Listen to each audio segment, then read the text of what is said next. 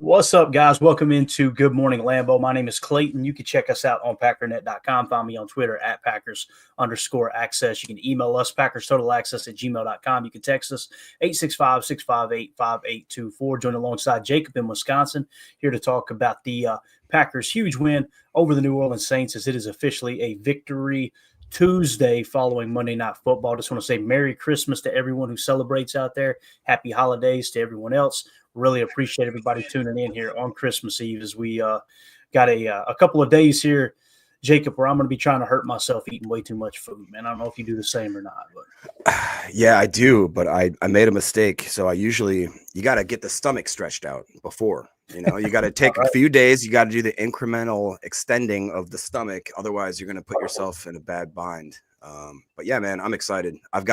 Dude, yesterday, I didn't tell you guys. I don't know if anybody does this, maybe in the chat, throw down like your kind of unique holiday Christmas dish that most people don't do. My family, me and my mother, we always do barbecued baby back ribs. That's like our thing. Yep. And I was like a man, the typical man brain. I waited until about yesterday at 3 p.m. to be like, I should probably start shopping for Christmas. And I went to the Aldi. They were sold out. Went to County Market. They were sold out. And then I had to brave like thousands of people at the Festival Foods that just opened up, which, by the way, shout out to Festival Foods, Wisconsin-based. Sponsor the show. But I found they had 3 slabs of ribs left. I only needed 2, so I got them. Love it, dude. Love it. Yeah, we've got a tradition that we do here at Stuffed Peppers is what we do. So I don't know if you like stuffed peppers or not, but yeah, it's just absolutely awesome, man. Huge shots. I'm taking shots from Mrs. Green over here. Cannibal sandwiches. You know what those are, Clay? So Wisconsin, it's a big thing. You take raw burger, squish it into a bun, and you eat it. That's a Wisconsin thing. Hey, you got to do what you got to do, man. There's weirder things back home in Kentucky, I promise. Usually they throw some onion and some lettuce or something like that on there too, but nice. Yeah.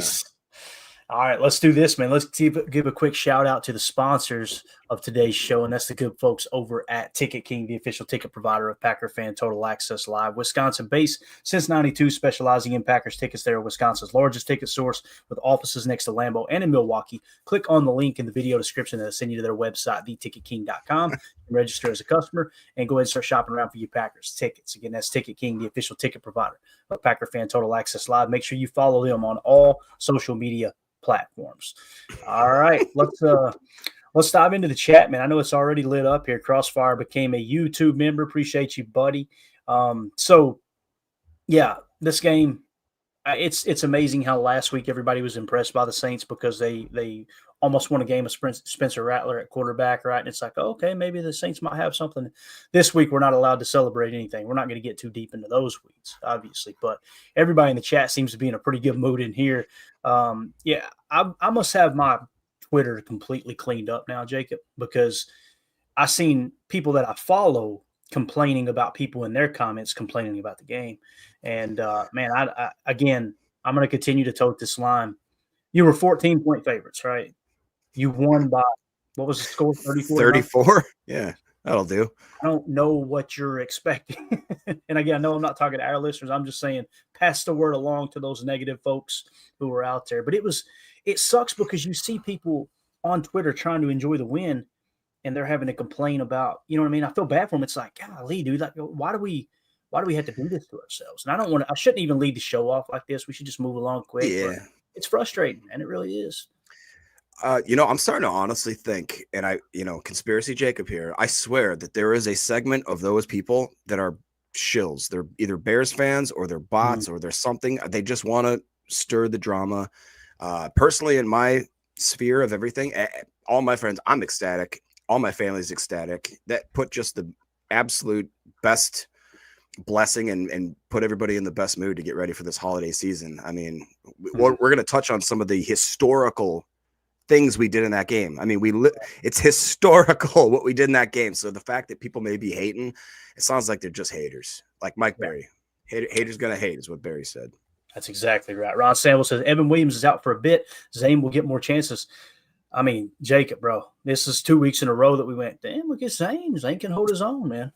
We never understood why he was on the roster, right? We were always like, man, I don't know. This dude, is he a real person, right?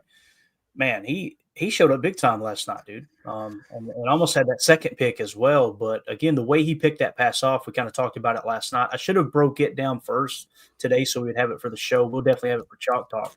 Again, they were playing invert 2, it looks like, or at least it might have been like an invert 6 or a half invert 2 is what it was. And he was supposed to cover the curl flat. That's what you call looking for work.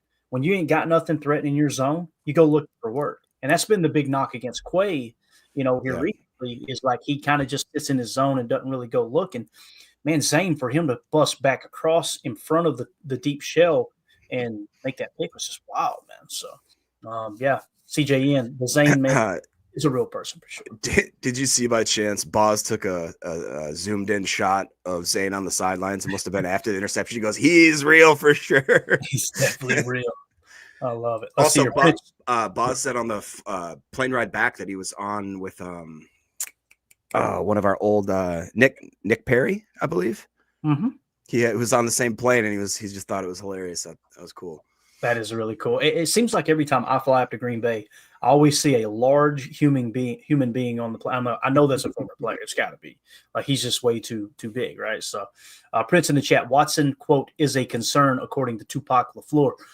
Yeah, and again, the latest update I seen, they built it up on Good Morning Football like they're going to unveil all this information, and then they just said, yeah, they're going to look at tests today. It's like, okay, thank you for the great insight there, sir. And thanks for teasing that for the last half hour. So we'll find out today, hopefully, just how serious it is. If he goes on the 4-week IR, we know it's serious. If he doesn't go on the IR, then it's probably going to be something like, maybe a 2 to 3 week injury. Now, it was, again, for anyone who's coming at him saying he's soft, he's made of glass, all that garbage. It's a freak play where the dude lands on his leg. Like, there's nothing else he can do to protect. It was similar to the Tank Dell play where the guy's knee completely turned sideways. So we we got to stop this stuff. His dad's on Twitter, and I know he's a little bit of he goes at him, boy. He goes at people. He can. I personally love the guy. I think that his takes, he's watching out for his son, and a lot of these quote unquote experts will start talking smack, and it's always hilarious because you can tell about halfway through the comments that they realize it's Christian's dad. Yep. And they're like, "Oh, shh." The Lions fan that said how uneducated the Packer fans are, and this dude's like, "Bro, I played in the league. What the hell are you talking about?" Right. So anyway, Nick McSwain, if you're not happy with that win, you will literally never be happy. Very well said, Nick, for sure, man. Dave in the chat, Toyota-thon time. Boy, yes, sir, it is. No doubt about that. Coach Lynn, we should have 3 safety sets on defense moving forward. It's not a bad idea, Coach. It really isn't. That's something that the Saints did a lot with Sean Payton, right? When they had, I think it was Greg Williams was their DC. They ran actually a dime package. So rather than a big nickel, they actually had 6 DBs on the field, 3 of which were safeties. And they would kind of stay in that dime. But you got to understand, too, and I know you know this, Coach, but just kind of thinking out loud, in the early 2010s, the spread was taken over. Everybody was spreading the offenses out, right? So now we got a lot more condensed sets with the Shanahan tree, the McVay tree kind of taking over the league. But, yeah, man, Zayn is what's cool. We kind of looked at the contracts and stuff. We could have him back next year, too, man. How cool is that? So the safety room in one offseason, Jacob, we flipped it from a weakness to a strength. Really cool. I'd argue, too, that in that same vein, the special teams seems like that they've just shored up very quickly. Everything from the gunners to the holder to the snapper, obviously McManus kicking. It just seems like this team is just forming and it's solidifying very, very impressively. Yeah. Prince in the chat saw both Oladapo and Omar Brown getting some late snaps at safety. Yes, since we're talking safety, let's hit this real quick. Matt Schneidman tweeted this out. Said Xavier McKinney said in the past he had to, quote, scratch and claw for playoff chances with the Giants. From a locker nearby, Keisean Nixon yelled, "Welcome to the Packers." So, it's a standard here, man. I think our fans do kind of take it for granted. I know I've taken it for granted before. And it really, the goal is get in the dance and then try to be playing your best football as you enter the playoffs. We've been on that for a little while, Jacob. It was, we just need to get that top seed so we can control home field advantage, this and that. And then you lose that. And it's like, okay, maybe that doesn't matter quite as much. You want to see it. You want extra football at Lambeau. But the goal is just to get in, man. That's it. So Let's see here. Professor Cake says, I wouldn't be surprised if they. I think he meant to say sit there.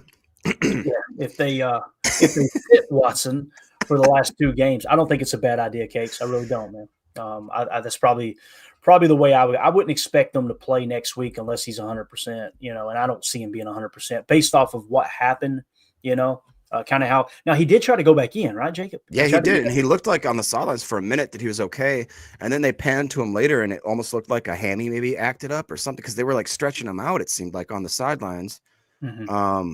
I don't know. I'm pretty hopeful. It didn't look – just his body language and all that, and then also you can watch him – you see glimpses of him in the Matt LaFleur post-game locker room, and that's one other thing I wanted to touch on quick is that you saw how the team reacted to when LaFleur called out Zayn Anderson for getting – like, that team loves the guy. He's one of those guys where it's like might be an underdog in their eyes or whatever the fact is, but I think that it's always a good indication to see how the team reacts to a certain player's success, and that team was 100% just jacked for that guy. So that makes me feel, one, again, verification, he is a human being that's real. He's not like that. Remember, did you ever see the fake birds conspiracy where the birds aren't real? Yeah, I did see that. And then you just see China just released bird drones that look exactly like I knew it. Here we go. Boston Connor on the McAfee show is always talking about it, man. It's hilarious. Anyway, Josh Martin with the super chat. No team scares me in the NFC. NFC has hours to lose. Hey, it's hard for me to argue with that, Josh. I mean, obviously Detroit has beat us twice. Minnesota's beat us once, but man, these are different teams now. The Lions are even more banged up. The Vikings, it kind of feels like the Vikings are, although they keep winning, they're not really building momentum. They're probably sustaining momentum, right? They're kind of holding it. The Packers are on an upward trajectory, and it kind of feels like the Lions are still on that upward trajectory, even though they've had all the injuries. So we'll see, though, man. Again, just get in, and you got a shot to win the whole thing. But I'm with you. I don't look at any NFC team like, oh, God, what will we do? Like the Eagles, it kind of goes without saying. You play them in week 1 in Brazil. Obviously, these teams are much different today than they were in week 1, but you took them down to a 1-score game too. So you got a shot. It just comes down to protecting the football, man. It really does. So thank you for the super chat, Josh. Appreciate you both. Let's see what else we had in here. CJN, Nick Perry was signing autographs when I was at Lambeau on Saturday, so he was in town for an autograph session probably. That's really cool. David Mitchell, Merry Christmas, PTA hosts and fans. Merry Christmas to you, David. Appreciate you tuning in, buddy. Hopefully you and your family have a great holiday season here. CL, Cox had 6 pressures last night. Pass rush has woken. Man, I'm telling you. And I counted 3 for Gary on the opening drive, I think it was. Or it was, because they got a first down on the opening drive. I think there was 3 pressures for Gary on that opening drive. We'll get that information to you guys and gals tomorrow as we look through NFL Pro and get the pressures. But, yeah, Brittan Cox Jr., man. Again, the thing that hit was a knock on him, Jacob. We talked about it all year last year, and I know we give you credit for, you're kind of the president of the Brittan Cox Jr. fan club. I know it doesn't have anything to do with the name either, but we talked about it last year. It's like he couldn't be disciplined in the run game. He would always get too far upfield. He seems to have toned that back a bit without losing that edge as far as having the ability to rush passer. You know what I mean? Yeah, and it also seems like that maybe Halfley just understands what he is and how to use him. You know what I mean? Because it does seem like that I was surprised at how much time he had this game. I don't know if you saw that, but it was like after timeouts, after commercial breaks, I'd see him out there and all right, Chad. There it is. Told you. I personally, I really did. I watched the highlight film of him in college, and he was kind of a one-trick pony where it was like just shoot off the edge and who cares? And the highlight reel was real good, but if you actually watch his full games, a lot was left there. Like you said, over pursuing, not setting the edge, just not doing what a well-rounded, especially in the NFL, what a well-rounded edge or DN, however you want to categorize him. But it seems like you said, dude, he is just, one, I think he's put on a considerable amount of weight. And 2, it just seems like he plays smarter. Yeah. And remember, there was the biggest concern with him was his off-field stuff, his personality, and the Packers have I haven't heard a peep about him having any sort of bad, anything negative about the guy whatsoever. So another testament to what Green Bay can do for players like that. It's a great point. And I know the Terrell Owens soundbite, there ain't a damn thing to do in Green Bay. That's good for some people. It really is.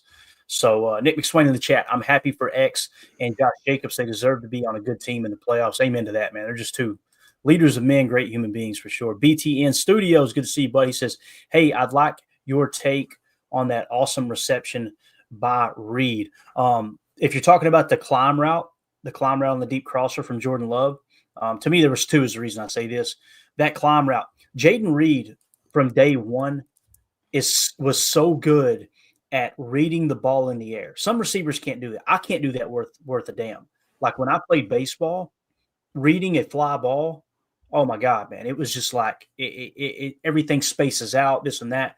You lose it in the sky, you lose the depth perception, if you will.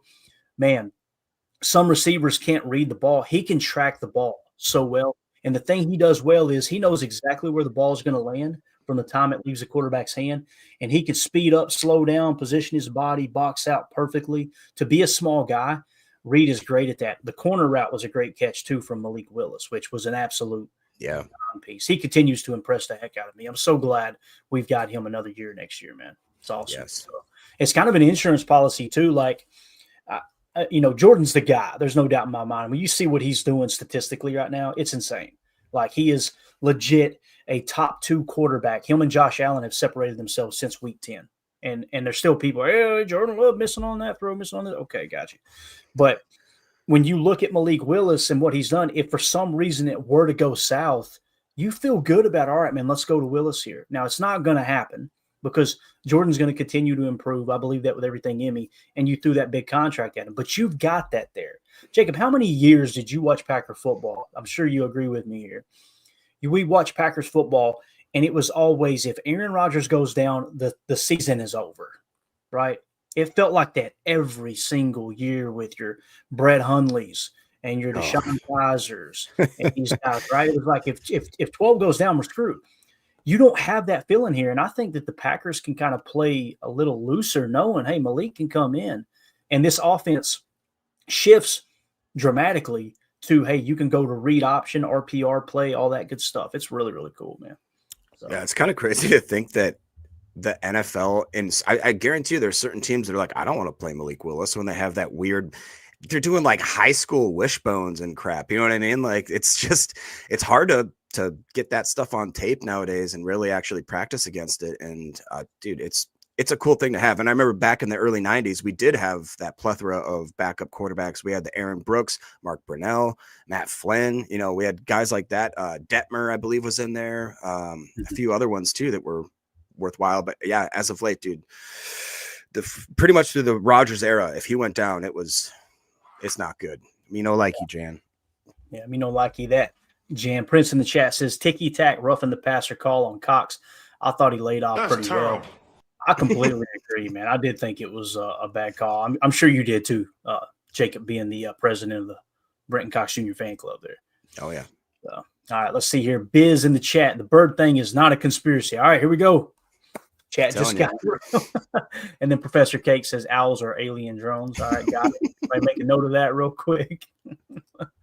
It's like everything else, man. Some people think everything is a conspiracy, and other people roll their eyes at the whole birds are drones. There are bird drones. It's proven. Now, people like Boston Connor making it sound as if they're everywhere watching us. Our every move is just crazy. So anyway, let's don't go down that rabbit hole, Jacob. I wish you'd stop marking those chats because you know Sorry. I'm Professor Cakes. They need to get Jayden Reed 200 more receiving yards so he can hit 1,000 for the season. Is that all he needs is 200? I think so. We got 2 games. Right. That's going to be tough, man. That's going to be tough. But somebody had a stat too about being is he the only receiver to have back-to-back, was it 900 yards in his first 2 seasons or something like that? There was some kind of stat. So Jayden Reed, I know some people would look at it like he hasn't taken the step they wanted him to this year. If you look historically and kind of go off a precedent, like he is on track to be a damn good wide receiver, like top 3, top 5 slot receiver in the league if he continues with this trajectory for sure. All right, Donovan Schilling. Also, Matt LaFleur listens to the pod. Verified. He was sweeping. What was it? He was sweeping to death last night out of spot to Clayton. What's he talking about there? Running sweeps, just running the end arounds and yeah. And again, guys, I don't dislike the sweep. I love it.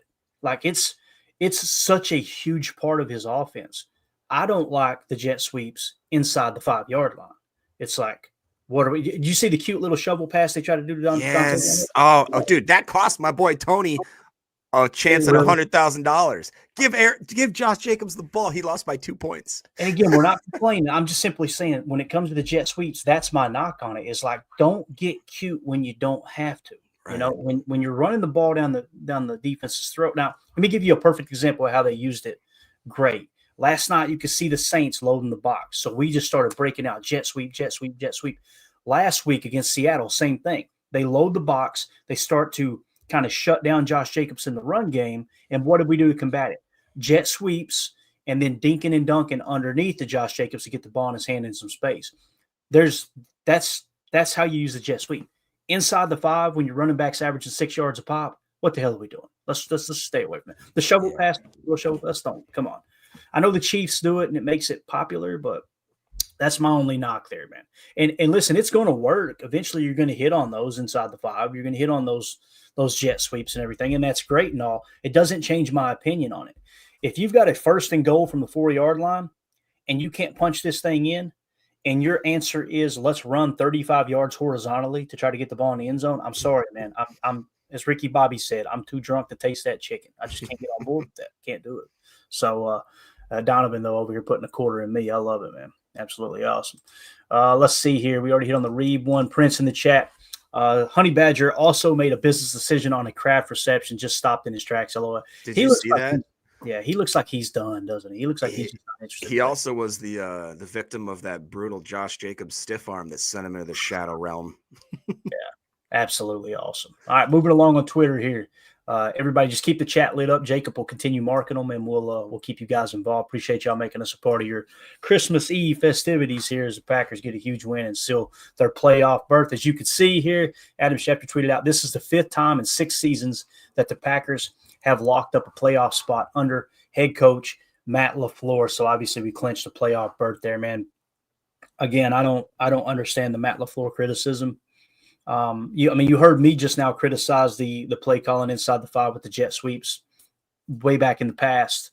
But at the end of the day, there's some people on Twitter like, can we not play a complete game? What does a complete game look like? I need to know, because there's not a head coach in the league that has 2 brain cells to rub together that's going to empty their bag. They're going to empty their clip, right? On when you're winning by 25 points, 30 points, whatever it is. That is absolutely stupid. That's what drunken people say we need to do. Like, there's 2 different aspects of that. One, you're putting stuff on tape. You're putting things on tape for other teams to see on down the road, right? So the more vanilla you can be and get out of there with a dub is the most important thing you can do. And that's the other thing, too, with the jet sweeps. We called so many yesterday. Watch what happens the next couple of weeks, Jacob. You're going to see teams key in on that jet sweep, and we're going to see that pony package counter run that they started to do, right? Yeah. So you're going to really start to key in on faking the jet sweeps now, going with the T run and also the play action off of it. It's coming. I'm telling you, it's coming like a freight train. So let's see here. Ron Samble in the chat. I'm actually a little nervous if Watson is out. Our offense looks way different without him. He draws a lot of attention. It's a very good point, Ron. It is. But again, when you look at the offense and how Matt LaFleur scheming guys open, like, for example, Tucker Kraft, I think it was on a 4th down, a 4th and 2, if I remember correctly, got 21 yards on that shallow cross. If you go back and watch the play, we'll hit it here in a minute, actually. Tweeted it out. I woke up at the butt crack of dawn breaking down tape, and I've gotten like 3 hours of sleep, but I couldn't sleep. So he had Christian Watson wide open for a touchdown, and he still hit Kraft for a 21-yard gain. So you literally had a total of like 60 yards to gain there. That was wide open that Matt LaFleur schemed up, right? And again, Christian Watson getting behind the defense, that you put that on tape, defenses are going to try to bracket that a little bit. But I'm really not too concerned about it, Ron. It just means you got to play the spacing game a little bit more as opposed to the vertical stretch, right? So I understand the concern, but I wouldn't worry too much about it, man. Anthony in the chat, I was very impressed with the O-line play once again. They definitely controlled the line of scrimmage. And just to let you guys know, we got a poll question up here in the chat. Who is your PTA offensive player of the week 16?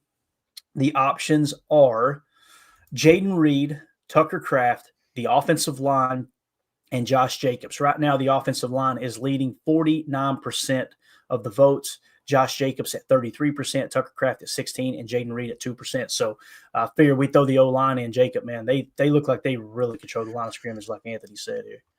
It really did, man. And I think that might be maybe the most underrated thing that we're sleeping on as Packer fans. You remember going into this, I'm pretty sure that almost everybody on this podcast agreed that maybe the cornerback room and that the offensive line would be our biggest glaring problems going into this season. And I would argue that both of those position groups has absolutely outperformed my wildest dreams. I mean, realistically, when I actually take a step back, I mean, I know Timmy loves, we're going 16-0 every year. We're going to score 1 million points. Right, but if I'm really being honest, I did not expect the offensive line to be as cohesive. I actually saw a stat. I wrote it down last night. We have only had one offensive lineman not start one game. Other than that, 5 out of 5 have started every single game. It was Josh Myers who missed one game. And this, boom, perfect. Thank you. This clip here, I'll let you read that off because it's historical.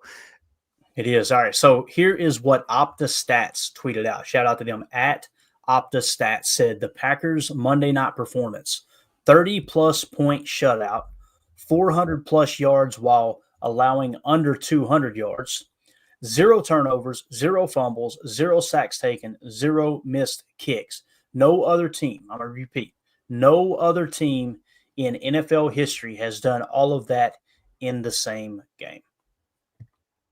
Like, you understand, we've been playing professional football. I think these stats would go back to 1921. Pretty sure that's when the NFL officially launched, although professional football kind of predates it by a couple of years. Since you're talking about over 100 years of a game being played, and no one else in the history of the game has ever done this. And there are people who are mad at Matt LaFleur.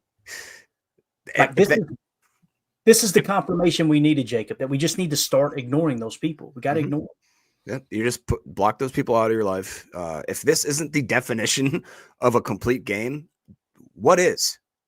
It's historically the best performance that an offense has had in 100 years. Come on, people. Just be happy. Choose love. Choose love. And listen, it happened on a national stage, Monday Night Football. Everyone got to see it. Like, this could not have worked out any better for the Pack. There is zero reason to not celebrate this win. Yep. And how many teams do we have to boat race where people continue to make excuses? Well, they've got this and they've got that. Are we going to mention that we were without Jair Alexander, our best cornerback, our highest paid corner? Are we going to mention that we were without our number one linebacker? Are we going to mention those things? Or are we just going to gloss over that? Right? Like, it's just, again, everybody's banged up for sure. But yeah, that's a wild stat, man. Let's see here. CJN says no comments about our draft crush, Kool-Aid McKinstry. Josh Jacobs made him look bad a few times. Josh Jacobs makes every cornerback look bad. I mean, he looked at Jalen Johnson, the highest graded corner. I think it was last year or the year before, according to PFF. He gets the sideline on him earlier in the year against Chicago and goes, "Hey, you come here. I need you right here," and runs over his ass. So he makes all the cornerbacks look bad. But so as far as our draft board, we had Quinyon Mitchell 1, Kool-Aid McKinstry 2, Nate Wiggins 3, Terrion Arnold 4, Cooper DeJean 5, 5, and then Enos Rakestraw Jr. 6. That was our top 6 corners. Now, Nate Wiggins, Terrion Arnold, Cooper DeJean, and Enos Rakestraw Jr. were all grouped together. So I want to say we hit on two of those top 6 at least, and the others, obviously, you can't just look at a half a season or even a full rookie season and go, yep, they're a bust. Because some players, it takes 2 or 3 years to really kind of turn it on, obviously. But yeah, Kool-Aid McKinstry did not look comfortable out there last night playing this team, that's for sure. Ron, go ahead, Jacob. No, I was just going to real quick, if I could throw this up while we're on the topic. It was Coach Len. They're not going to mention the fact that we were missing our 2 starting safeties as well in this historic game. It's crazy. Again, you're missing your starting slot defender in Javon Bullard, who is also your number 2 safety. So and Evan Williams, right, is out of this game as well. So really, Coach, when you think about it, there's 2 positions affected right there, because we're in our nickel the majority of the time. So And you go, well, Keisean played the slot, and he's a stud. Okay, I got you. Well, look at the backup who's got to come in on the outside now. So you're actually playing the outside cornerback position with your number 3 and number 4 outside cornerback. Yeah. Like, again, it just blows my mind that people, they take that angle. Like, oh, well, you keep lucking up and playing teams that are banged up. Everybody is banged up. Ron said, well, it's okay to criticize individual calls and still think he's the best coach in the league. Amen to that, buddy. Amen. Joseph in the chat, blessings to this entire PTA community on this Christmas Eve. Jesus loves you. Go, Pack, go. Hey, very well said, Joseph. Merry Christmas to you and yours, buddy. Prince in the chat. Nixon had a really good game. He did the strip sack. Jacob, man, he's as good as anyone blitzing the quarterback at the nickel position for sure. And I love how we toned it back with Bullard. And then the second that Keisean's back in the slot, it's like, okay, let's start firing that nickel again. Really cool. Did you see him interview as well? Apparently, Halfley called him on a blitz earlier in the game, but it got called dead because of either a pre-snap penalty or something like that. And apparently, Keisean went to the sidelines. He's like, do it again, please. And he's like, all right. And then he got to him the next time. Dude, he is a dog, man. Everybody has, I personally have been hard on Keisean in the past, but when the guy plays and he's on. And he, started out the gate, got us about a 40-yard return, starts us off hot, had a couple shutdown plays at corner, and you can't argue that the guy, he seems like a spark plug. He's out there jawing with guys. I know that he gets in their heads too, so I'm excited, really excited. That's what Schilling said. Anyone still hating on Nixon, asking for a friend. Yeah. Again, man, and he hasn't been perfect. No one said he's perfect, right, Donovan? But like the folks that think he's like a liability, man, this guy, he played better on the outside. And we have to kick him back inside because of injuries, and all of a sudden he gets strip sacks. It's just, I don't know, man. He is getting more and more comfortable with Halfley. And the thing that I think impresses me the most with Keisean Nixon, as you heard it a few weeks ago, like when he ran across the field and punched that ball out on that hustle play several weeks ago, he was the first one in the locker room was like, man, it's forever since I made a play. Like one's going to criticize him more than he's going to criticize himself, So. Really, really cool in that regard.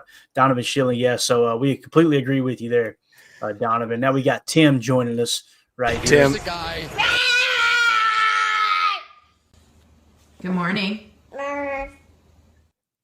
Tim, as soon as I think Mrs. Green in the chat earlier, I just knew she was messaging us with one hand and smacking you with a pillow going, get up, get up, get up.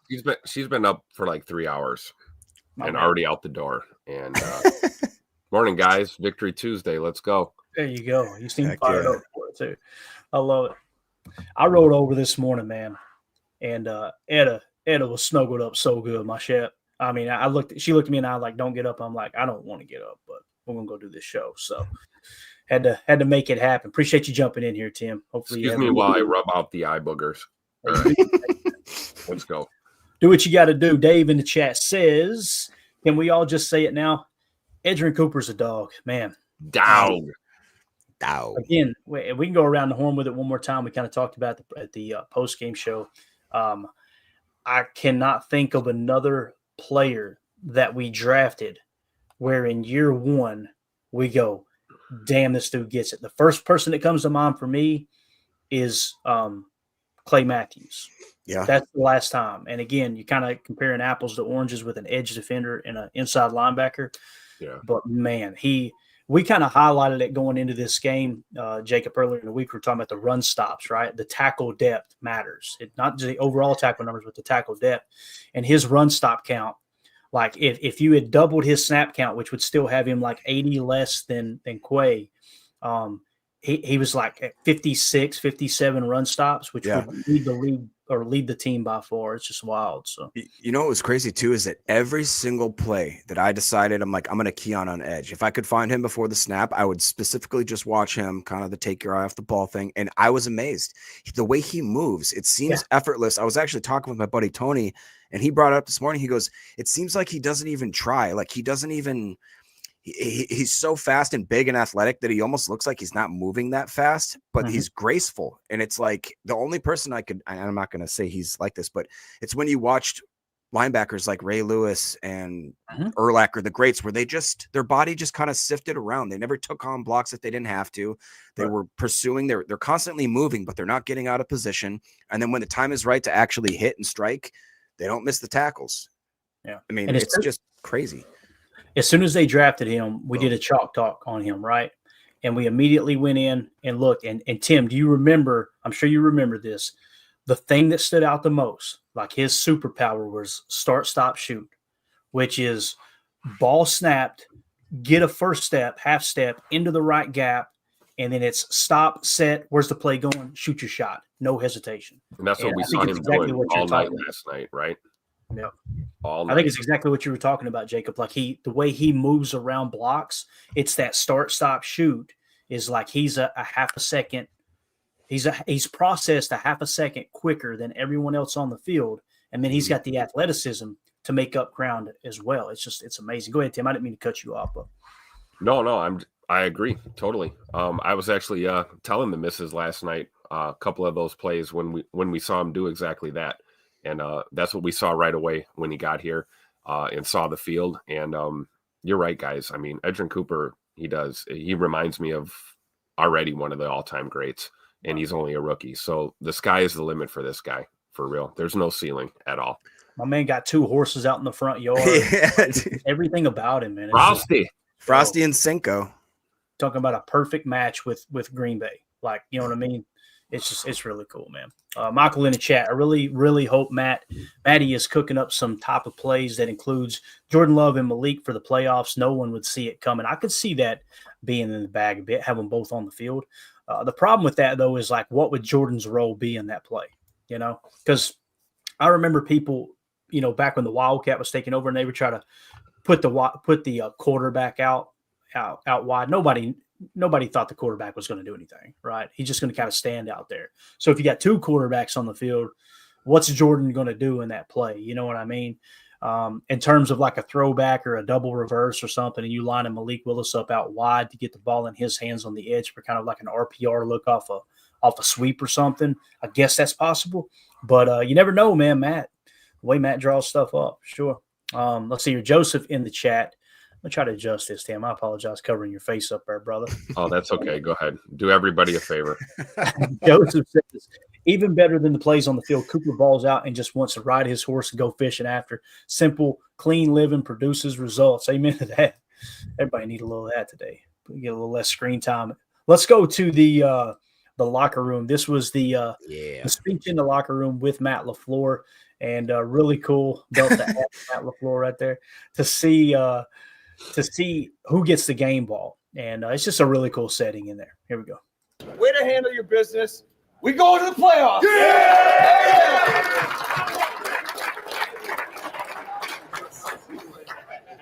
All 3 phases. We set a complete game for 4 quarters. It's tough to blank somebody in this league, right? 34-0. It took all 3 phases. How about our defense for a minute, man? We got 3 sacks. Zayn Anderson with the pick.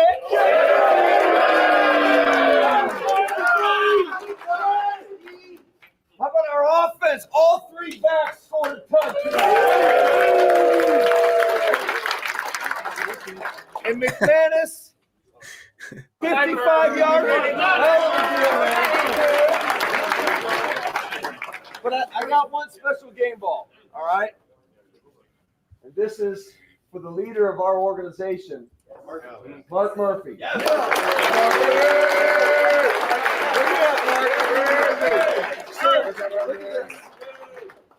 So Mark's been in charge for 17 seasons. We've made the playoffs 13 out of the 17 seasons. That is the most in that period of time, and he's a great leader, and I know we all respect Mark Murphy.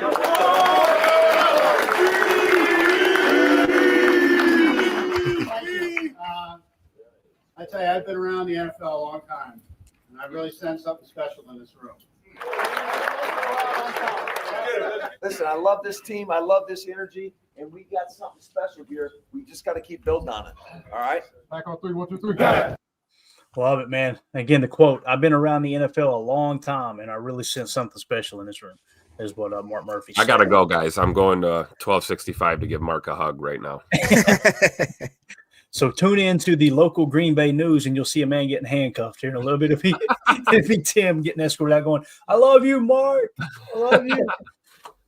He listen. 65%. 65%. That's what How much joy has this man brought us? From the Tubin Hill to the 65% drop to Aaron's a complicated fella. Like this guy never. He just always delivers entertainment value for sure, man. Yeah, I don't want to meet anyone that doesn't like Mark Murphy. I'm sorry. Yeah. Just go ahead and unfollow me. You know, all of that stuff. I don't even want to interact with you. Yeah, exactly. Coach Lynn, can you guys show the Gary and Love interview after the game next, please? So here's the problem with that, Coach. I would love to show it.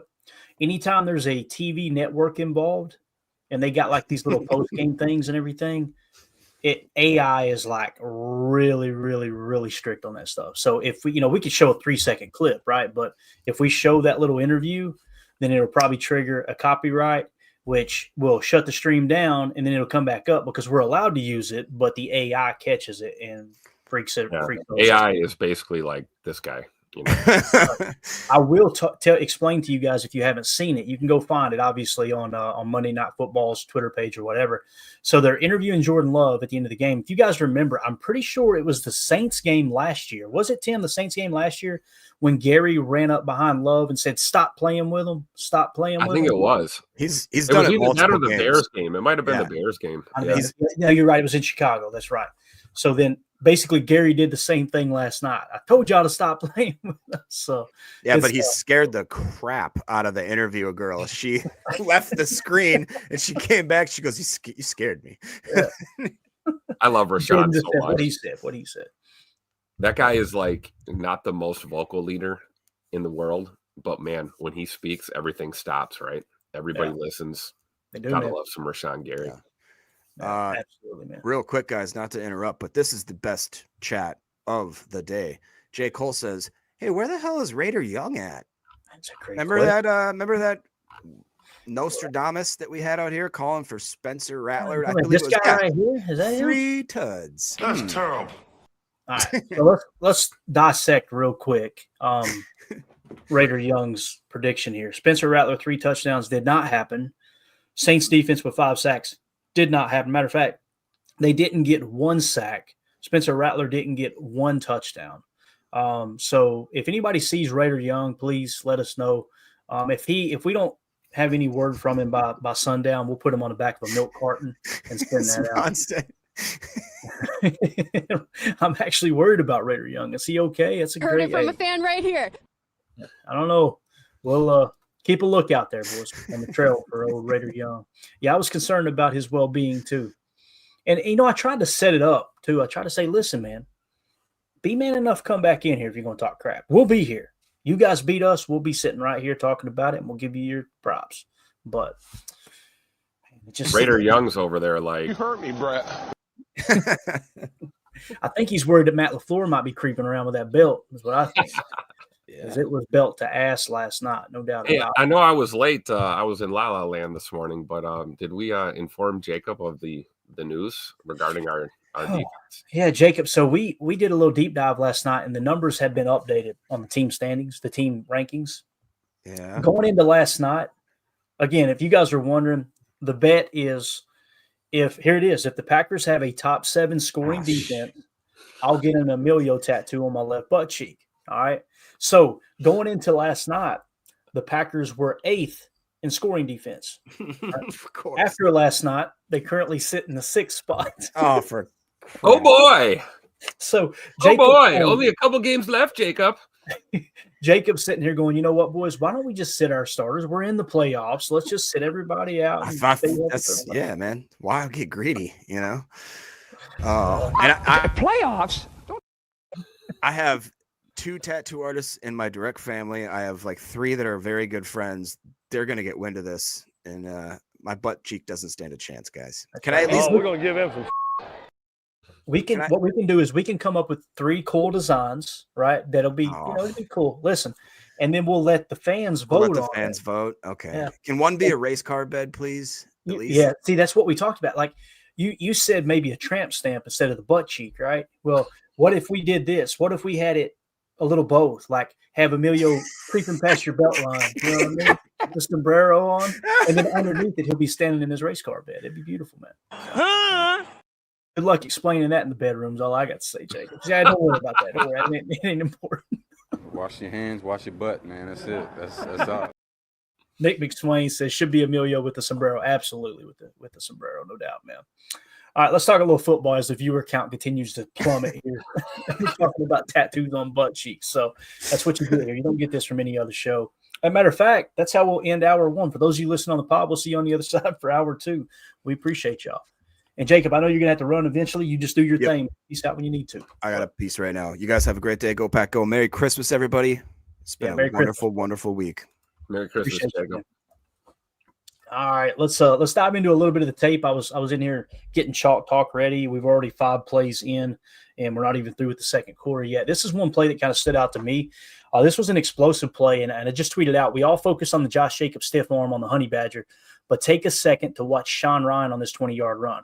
Great footwork to control the double team, athleticism to the safety, and then a +1 hat count created by one player. And I want to explain what we're talking about here. So we're just going to roll the tape. And hopefully I'll be able to pause it from time to time. It's kind of gets a little wonky here. You see Sean Rhyan at right guard. I want you to watch him help with the double team. Watch his feet, Tim. I just want you to key in on his footwork right here. Look how quick it happens. So I went slow motion for everybody. Look, inside leverage, knowing where his help is with Josh Myers. He's going to keep one hand on that guy, and he's already got eyes on the safety right here, right? And you see him slide up to the next level. So still holding him there. Great job getting out front of that block, and that's what springs Josh Jacobs on this 20-yard run here to set up the touchdown. Of course, the stiff arm there at the end. My man swimming in the dirt there, boy. You love to see it. I love the patience. We always talk about Josh Jacobs being a patient runner, and you see him there. And first of all, taking one of let's be honest, Tyrann Mathieu is, he's probably past his prime, but a top tier safety in the NFL for sure.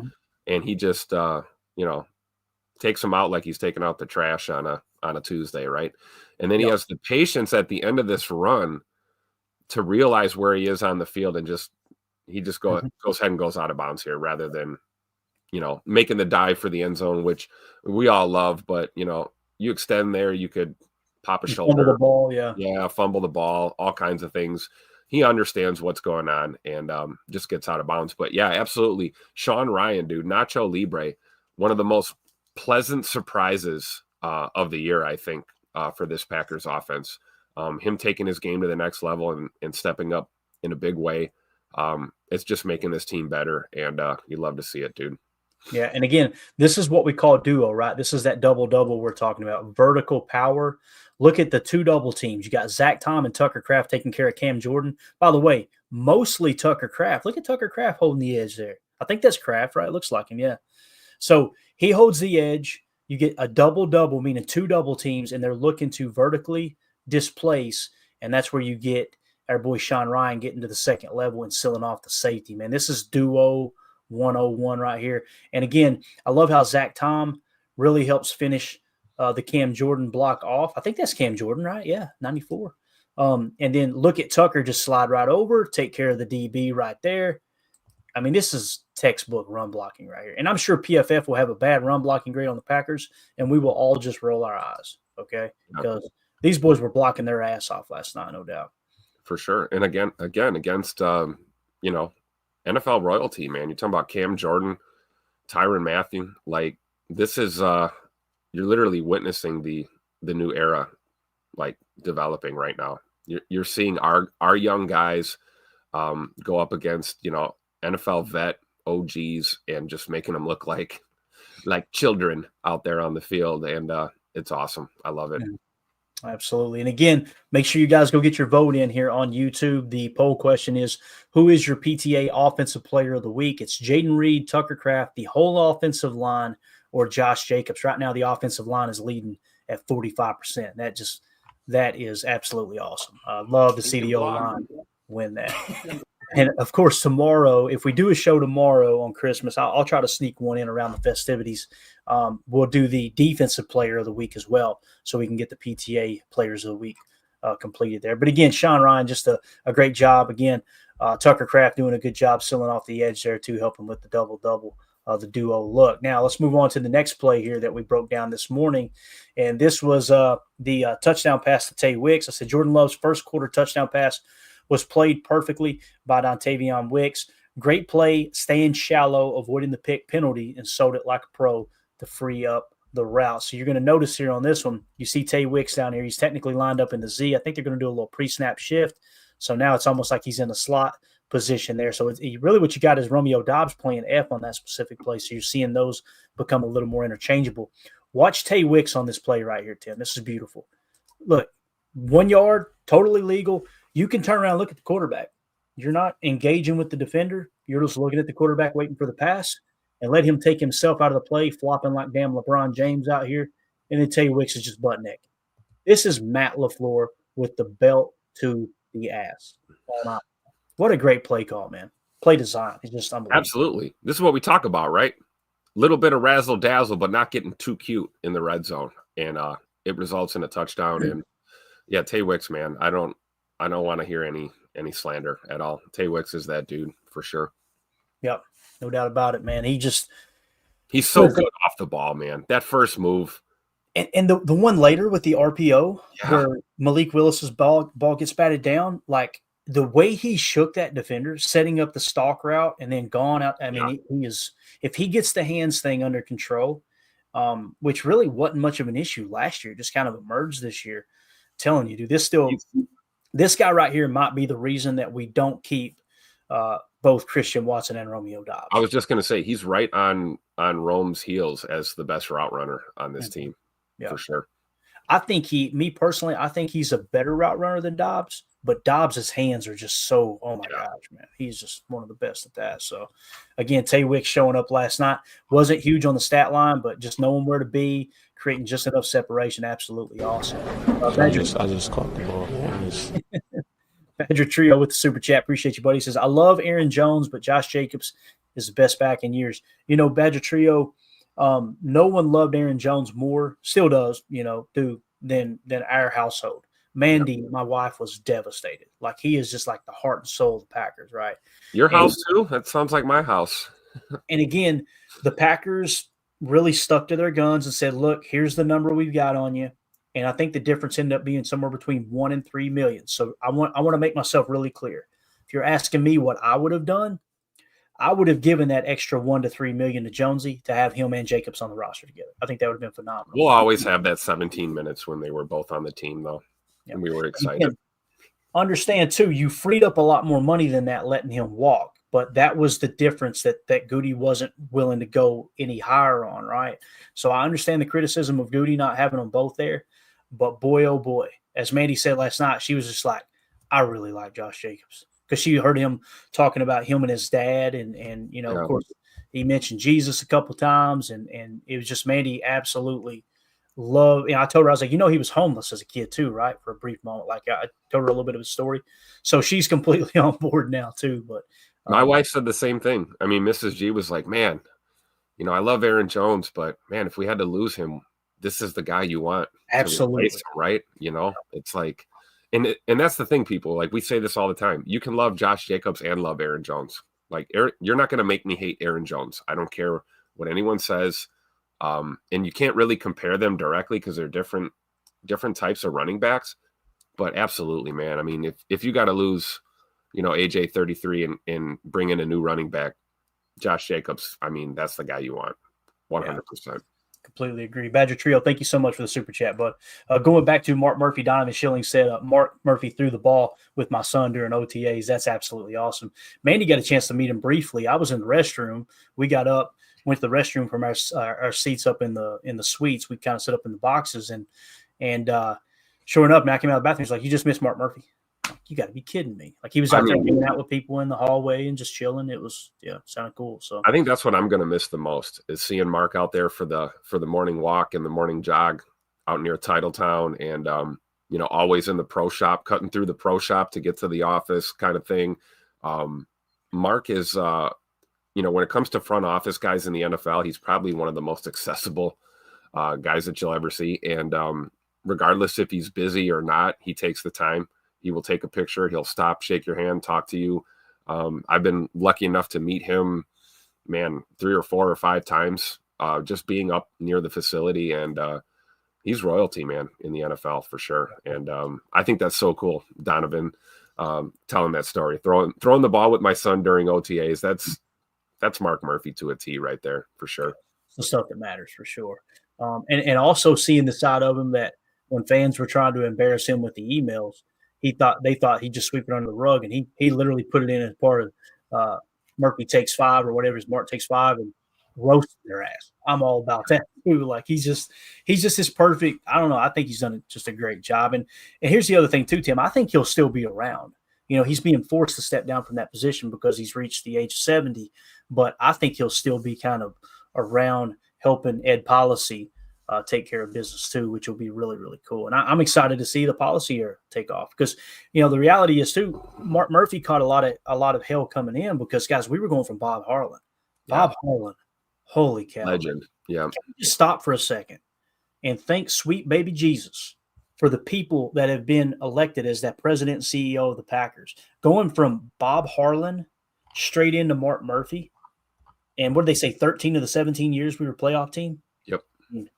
It's just unfreaking believable, man. And now hopefully Ed Policy will continue that tradition on, and Titletown will continue to grow and revenue will continue to go up. The draft is going to be huge this year.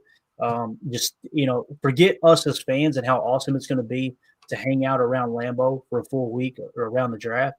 But think of the business that's going to be brought into town, and it's going to help the city of Green Bay and all that.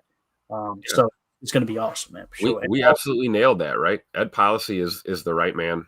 I think so. Yeah. It's just like we did with our GMs, right? We go from Teddy to Goody, and the lineage continues. We're doing the same thing in the front office. So, sad to see Mark go, but I think you're right. He'll probably still be really close to the organization, some kind of unofficial advisory type of role, right?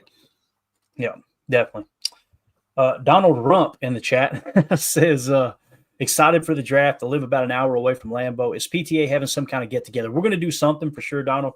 Our plan is, and this could change. We're tailgating in the Ticket King parking lot. Is that the? We're going to reach out to Ticket King and see if we can work something out there. But the goal is, before the draft starts, we want to have a meetup area. And listen, everything's going to be booked. It's going to be darn near impossible for us to go to a bar or something like that. So it'll probably be a certain part of Lambeau parking lot, meet up, kind of hang out, get to meet everybody face to face, that type of thing. And then as of right now, I've got a house rented in Green Bay for the week, and we're going to go back to the house. Me, Tim, Jacob, Emilio, we'll go back and do a live draft party, or a draft show, I should say, at that house. Now, listen, I'm very, very, very limited on how many people I can have in that house, and rightfully so.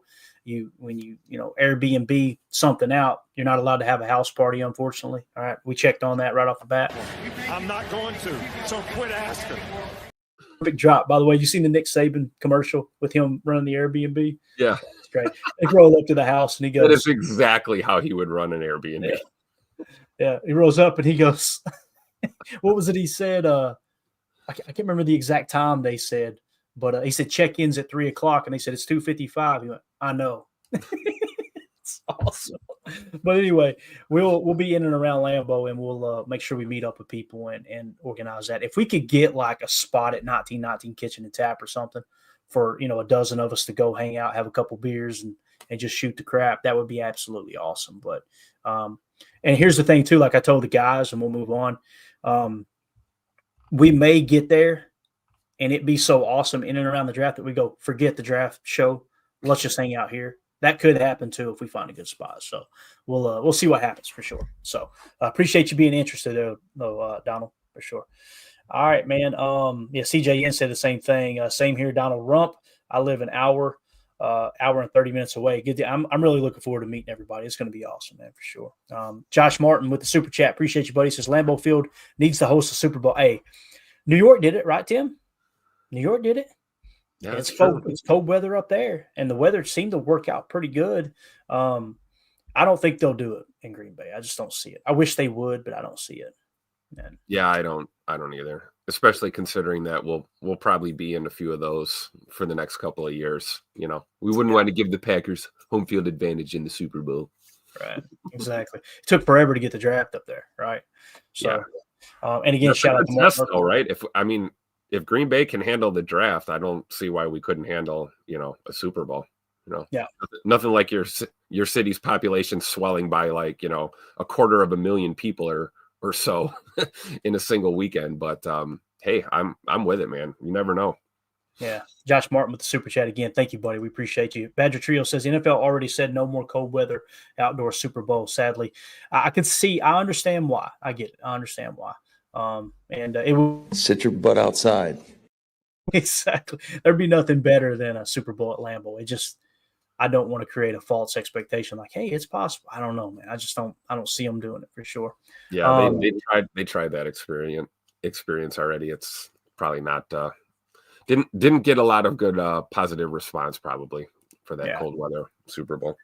And Donald in the chat says a limited space is why they wouldn't let Green Bay host a Super Bowl. But if the draft goes well, then maybe they'll revisit that. I guess that's a good point. I heard rumors they were going to bring cruise liners up to the bay and park them in the bay and use it as like mobile hotels, for hotel space. And I know people roll their eyes at that. Boys, those cruise liners are awesome. Like casinos on board at the whole 9 yards. Like that's a really good idea. I've heard that too. I did hear they were going to do that. And then, of course, there's like construction happening right now. We've got stuff happening here. And, they're getting ready for draft day for sure. Yeah. We were going to purchase a property up there this year. And the property value is through the roof right now because of the draft. So as soon as the draft passes, that's when we're going to pull the trigger on property up there. So nice. It was kind of bittersweet, but we have one piece of property we came real close to going ahead and do. I was going to create a small construction on it and go ahead and get a house built on that lot. But unfortunately, like I said, it got swooped away. All the prices went through the roof because of the draft. We'll wait till after the draft and pull the trigger. I just can't. I'm a cheapskate, man. I'm looking for the deal. I ain't looking to overpay for that stuff. So somewhere Jacob's listening right now going, yeah, Clayton, yeah. I've rubbed off on Clayton. Exactly. All right, next play we wanted to highlight here real quick on this Victory Tuesday. Appreciate y'all hanging out with us. Hit that like button for us. Feel free to sub to the channel. Appreciate y'all making us part of your Christmas Eve morning here on Good Morning Lambeau. So first quarter, Packers lead 7-0 over the Saints. This is a 3rd and 7 play. And this is one that's going to make chalk talk, and we'll break it down fully. But the reason I showed this is, guys, the game, it's 7-0 right here. If they don't convert on this and they punt the ball away, who knows how this game goes, right? Like another team can get a little bit of momentum, get hot. This was a big play in my opinion. 3rd and 7, Matt LaFleur breaks out the empty load right, 11 empty load right, and Jordan Love the Romeo Dobbs on the wrap concept. So we've talked about the wrap concept. When we talk load right, this is an 11 personnel. Here is your T. That's your running back. There is your tight end. So it's a tray right look with the T and the tight end on the same side of the field. We will call that load, okay? So load right, if they're on the left, we call it load left. You got a nasty split up top, and you're going to notice, I think it's Romeo or it's Jayden Reed is going to just do a quick little motion over, and they're going to have this semi-stack look with Jayden Reed to the inside. He's playing F. And with the wrap concept, it's real simple. Jayden Reed, the inside guy, is going to run a curl, and then Romeo is just going to wrap around the top. Okay, that's what we refer to as a wrap concept. And you just notice up top, there's Dobby. There's a quick little motion by Jayden. You'll see Jayden sit, high-low read. Beautiful job in the spacing. That's what Romeo Dobbs does really, really well. Obviously, Tim, 3rd and 7 play, man. This is a huge play, I think. I just caught the ball. Just put it on loop. And again, a good ball by Jordan, no hesitation. He knows exactly where he wants to go with the football. Looks the safety over with his eyes. Bang. Great job moving the sticks on 3rd and 7. So Romeo Dobbs, man, he's that dude. He's our receiver you want in the phone booth, right? Yeah. There's no doubt about it. You see, everybody kind of has their role. There's not a lot of guys that are like super interchangeable. Everyone kind of has their role, and Rome is that dude, right? We always talked about 3rd and Wicks, right? Last year, I think it's 3rd and Dobbs this year. It absolutely is. Yep. Great point. He has definitely been the third down machine this year. So just wanted to kind of show that, not spend a whole lot of time on it, but thought that was a key play that no one's going to talk about because it was just a little, I think it was a 15-yard gain, I believe is what it was. So it wasn't technically an explosive, and we usually don't show explosives, or we only show explosives on Chalk Talk. So with this case, though, it was a really important play early in the game for sure. Yep. And then, of course, we got to be careful with that because that's a broadcast camera. That's the stiff arm. And I just had announced here as I was watching Good Morning Football, official Josh Jacobs has won Good Morning Football's Angry Run of the Week. So he did win the Kyle Brandt. Wow. Week. That's how damn good he is. Yeah. We got a Bears fan to give him some props. I love exactly. It. So he's going to have the scepter. Can't wait to see that video of him holding the scepter and all that. It's going to be cool. So there you go. And he's been doing it all year, man. Yeah, man. There's crime scene photos all over the internet of him just abusing defensive backs and linebackers, no doubt. We need to have a picture of Josh Jacobs holding the belt too. We got to make that happen. So we'll get on that on Grok for sure. All right, next play. Want to know how much Matt LaFleur is in his bag. Christian Watson wide open for the touchdown, and Jordan Love still has a 21-yard option underneath to Tucker Kraft. This is the play we were talking about earlier. It's just absolutely wild. So you're going to see there in a tray left look. And I think they motion Christian Watson over, and then he's going to come back on a climb route, which is really, really cool. So this is kind of that strike concept, but you're going to have our boy Tucker Kraft leak out underneath. And again, look at Christian Watson. Oh, he's going to work across, a little cross country is what it was. All right, So like cross corner. Look how open he is, right? I love how he baits him on the, like he runs like a fake post. Mm-hmm. Did you see that at the beginning of the route? I love it. Some people call it cross country. I've heard other people call it a pro route. So what you're doing is you're kind of showing it, a post corner, you would go vertical, post, corner, right? With a pro, though, you kind of showing like a skinny post, and then you're coming back out. Right. So it's just like a sideways V, right? Bang. That's what you call a pro route. And again, he had options at all three levels. The fact that Christian Watson was wide open to him, and you still checked it down for 21 yards, that's Matt LaFleur. That's Matt LaFleur in his bag right there, man. So that's Jordan Love being patient too. Yeah. If people normally it's go ball, automatic, right? Boom, throw that ball down the field. I like the fact that he I guess they were both safe throws, but it shows the maturity in Jordan's game already. Second year as a starter. Multiple guys open, just hammers that throw to Tuck, and drive continues. I love it. And those negative fans that are on Twitter right now going, hit Christian Watson wide open. Why didn't you throw to him? If that falls incomplete, they would turn right around and say, he had to check down. Why is he always trying to hit the big shot? Like, just take the check down. That's exactly how it would. I don't think it was this guy. I think this guy. I don't think so either. By the way, can you put that back up, Tim? The nipple to row ratio is not good here. I just want to say that. All right, get it off the screen, please. And hopefully his gut did not stick to the metal pole there. But I feel bad for that kid next to him. He's smothered out. He's just trying to cheer. He's like, man, I can't even get my hands up. This guy's got flab all over the railing. There's so much going on though with this whole picture here. Look at the guy taking the picture of the camera, taking the picture. Look at the dude in the left screaming. You're going, he's fired up. No, this dude stepped on his toe. I guarantee you that. Exactly what's going on. So about to ask. Nick McSwain in the chat says, since week 11, the Packers have scored the second most points in the NFL and allowed the second fewest points in the NFL. Have an NFL best plus 90 point differential over the last 6 weeks. Let's go, man. They are on a heater. No doubt about it, man. Yep. Good stat there, Nick. Thank you so much for taking the time to share that with us. Cam in the chat, the nipple to roll ratio. Hey, the ratio is real, Cam. You know what I'm talking about. That's why you're laughing, my man. All right, let's see. Let's move it along here.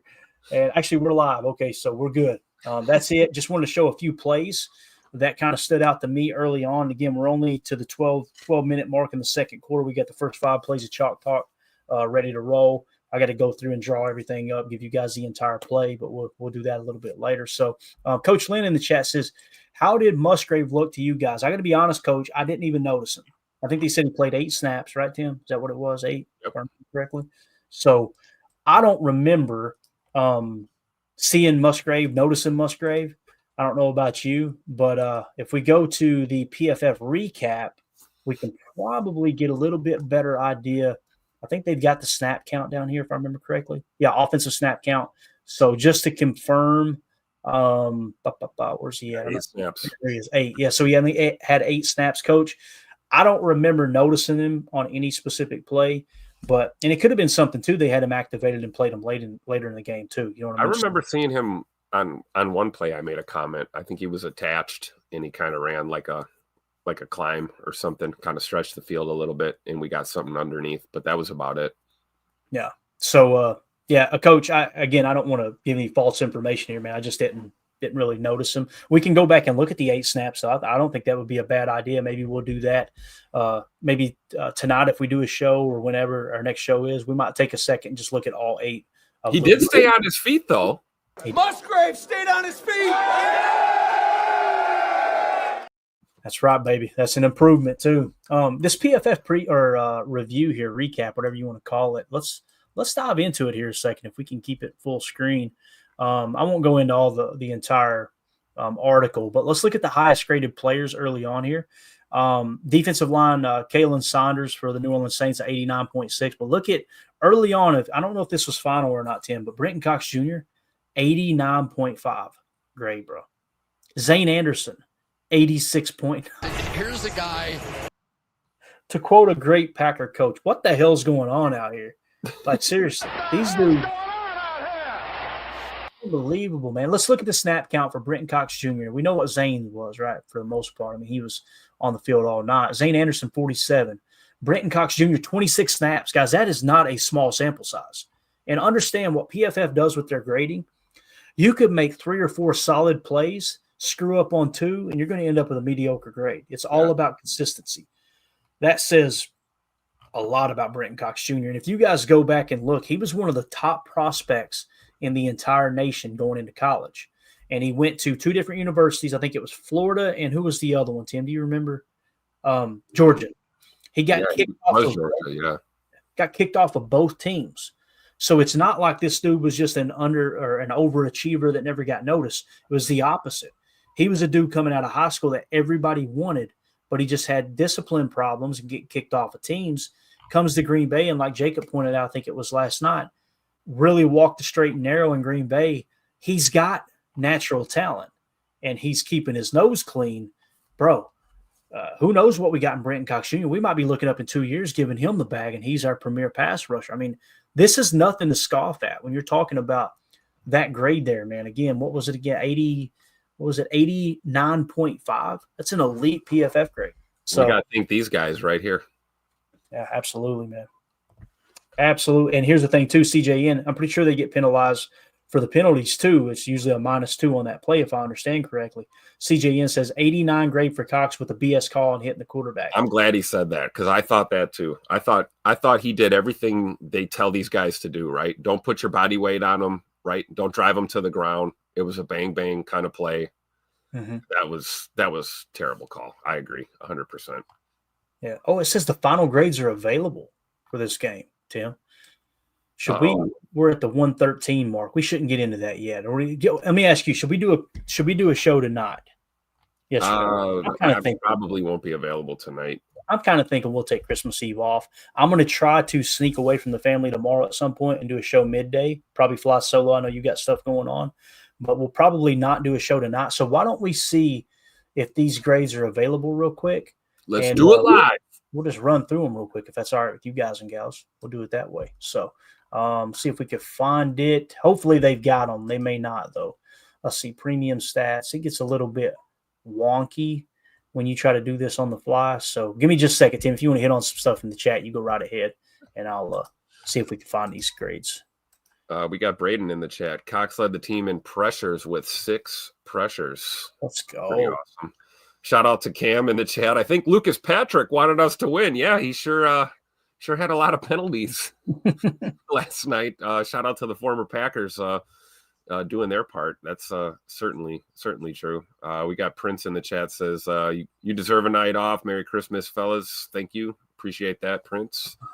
And oh gosh, Rel. I'm not putting that up there. You got to be careful. You got to be careful, Tim.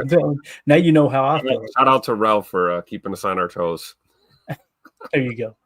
Nice little honorable mention. Here we go. We got it, man. Let's hit these real quick. Let's go. All right. So this is officially our highest highest graded PFF score as a team in the 2024 season at an 85.5. Last week was an 85. So the Packers have played their 2 best games the last 2 weeks. Offensive grade 80.2. By the way, that's the best offensive grade of the year. 71 in the passing game, 78.3 in pass blocking. Receiving grade 68.3 and running grade 89.7. Run blocking grade 66.8.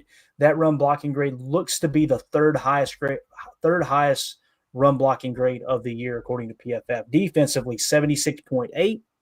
Run defense, 58.6, which is just wild to think about, seeing that we shut them down completely. Tackle grade, 62.3. Pass rush grade, 83.1. This was our best pass rush of the season. Coverage grade, 75.3. That's our 4th best coverage grade of the year. And then special teams, 64.5. That is our third highest graded special teams grade of the year. Let's go into the offensive side of the ball real quick. Josh Jacobs, surprise, leading the way at a 90.4. Tim, Emmanuel Wilson with 25 snaps. That's my dude. 80.9. Let's go.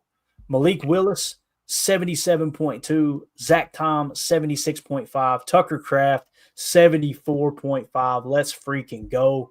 Jayden Reed, 73.1. Chris Brooks, 72.6 with 22 snaps. That is wild, man. Each running back got 20-plus snaps, and they all graded out above a 70, one of which was a 90 in Josh Jacobs. Emmanuel Wilson at an 80.9 and Chris Brooks at a 72.9. Running back by committee, baby. I love it. Spread that ball around. I love it. 69.3 for Elton Jenkins. Andre Dillard was in the game for 9 snaps. Didn't know that. Here's a guy. 68.8. Jordan Love, 68.7. Sean Rhyan, 65.6. On and on and on there. So Luke Musgrave, according to PFF, Coach Lynn, and again, take it with a grain of salt, 53.6 was Luke Musgrave's PFF grade. And these may change as we get a little deeper. It says they're final, but sometimes they do shift as we get a little later. Tim, you've got the floor here, man. Anything you want to hit on from the offensive side of the ball, bro? Yeah, I love this freaking team. I love our freaking coach, and I love the way they executed. We talked about it leading up to this game, about playing fundamentally sound, relatively mistake-free football. And again, to reiterate Tupac LaFleur's quote in the presser last night, wasn't a perfect game, but it never is.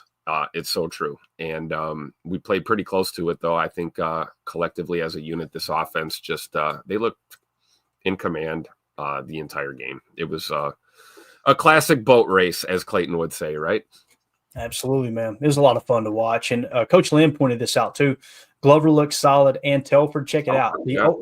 The overall PFF grade, 57.5 for Telford, 57 flat for Glover. But look at the pass blocking, man. Yep. 73.7 for Telford, 77.3 for Glover, man. Coach Buckus has got these boys pass blocking, Tim. It's amazing. It really is. So let's move it along to the defensive side of the ball. Oh, ho, ho, ho, ho, ho, ho. Rashawn Gary, 90.6 PFF grade, boys. Hold on, let me find it. We gotta put that on the screen. Bang. And a big thing we've talked about the last few weeks, Tim, is his run defense, bro. Yeah. His run defense. 71 points. Every week it's like he's showing up in run defense as much as he is the pass rush. Although pass rush grade 87.1. Let's freaking go. Number 2, Brittan Cox Jr., 88.7. And keep in mind, Brittan Cox Jr. had 3 more snaps than Rashawn Gary, obviously with the blowout. Brittan Cox Jr. just playing outside of his mind. That's awesome. Strong safety, Zayn Anderson, 85.2. Edgerrin Cooper, 81.2. Eric Stokes, Tim, you have the floor, sir. Go ahead. Eric Stokes Jr. Do you see that? Is that an 80 grade on Eric Stokes Jr.? 80.6. Let me zoom in here so everybody sees it, boys. Look at that tackle grade. Look at the coverage grade. 81.5 on the coverage. My man making me eat my words, and I love it. Eric Stokes showing up, boys, these last couple games. Nobody can deny it. Somebody's signing a 2-year deal in Green Bay. No, I'm just kidding. All right, next, Devontae Wyatt with a 77.7. Carrington Valentine, 77.5. Yes. Xavier McKinney, 70.3, just steady Eddie, man, all year long. Aaron Mosby, 62.8. And, KT Oladapo, 62 grade. Look at that. Yep, on 15 snaps, too. Take it. Heck yeah, dude. Let's go, man. Let's go. I love it. So, yeah, this is awesome, man. They are peaking at the right time. There's no two ways about it. Let's go to special teams real quick and give a shout out. Look at surprise. Edgerrin Cooper, 89.1 on special teams. Cowboy Coop. Yeah, only 4 snaps, but still, man, doing his job. Chris Brooks, man, what a pickup. 11 special team snaps, 72.9. Eric Wilson, 15 special team snaps. Oh, by the way, he wore the green dot and was your Mike linebacker all night too. 70.4. Katano Ladapo, 69. Let's go, dude. Let's go. Zayn Anderson still contributing to it, 64.7. Corey Ballantyne, 64.7. So, man, just a fun game. Fun week of football. There's no two ways about it. I'm going to grab these. I'm going to leave this up and actually tweet those out here in a second, Tim, so we can share that with everybody on Twitter. But anything else you want to hit on, man? Albert 20. Andy Watkins in the chat. This was literally a preseason game. I love it. It's really wild, man. Wild. Yeah, and Stokes is, man, like Coach Lynn says, great job, Stokes. Way to turn it around. He is, man. He's playing his best football. There's no doubt about that. Coach is right, too. Ballantyne looks solid as well. Yeah. I actually got kind of scared there on that one. I thought he might have concussed himself on that deep shot. Fire, right? Yeah. It was good to see him back on the field. A veteran leader, right? We talk a lot about the youth on this team, but man, Ballantyne is veteran presence in that locker room, and I love it. Yeah. Joyce Martha in the chat said, Tim, you called it with Stokes. You've my dude right there. Let's on go. The soapbox for him, bro, the whole time, no doubt. I love it. And I'm so happy for him. I really am, to be able to see how far he's come, since the injury. I mean, the guy was in a wheelchair a year ago. Let's be real. He wasn't even walking. And just to see him get back on the field and then, now right when we need him the most, right, he's stepping up and playing great football. Yeah, definitely. Coach Lynn says Chris Brooks scored a touchdown, then ran down the field on special teams. Think about that. How cool is that? Yep. And CJN says, great show, guys. Merry Christmas to you all and to the posse. Merry Christmas to you, CJN, and everyone who celebrates. Appreciate y'all making us part of your Christmas Eve here as the Packers, this Victory Tuesday, just recapping the Packers' huge win over the Saints, 34-0. So no better Christmas present than that to go into my opinion, the most important day of the year. And doing it with a huge dub. Now we can sit back, watch the Christmas Day football on Netflix, enjoy those games, and know the Packers are in the playoffs. So I don't know when the next show will be. There's a chance there will be one tomorrow. If not, we will see you the following day. That may give me a little extra time to get Chalk Talk ready as well. I just want to thank y'all in advance for your patience. You guys know how the holidays are. We want to try to do a show every day. Like I said, if I can squeeze in a 30, 40-minute show tomorrow solo, I will do it. But if we don't, we will see you the following day. Tim, Merry Christmas, buddy. Appreciate everything you do here. Thank you, Clay. Same to you. Send our love to Mandy and the family. And happy birthday, Jesus. That's Got right. you a dub. Sorry, your party won't suck this year. That's right. All right, guys. Merry Christmas. We will see you on the other side. We appreciate everybody. Have a great And we go. Bye, guys.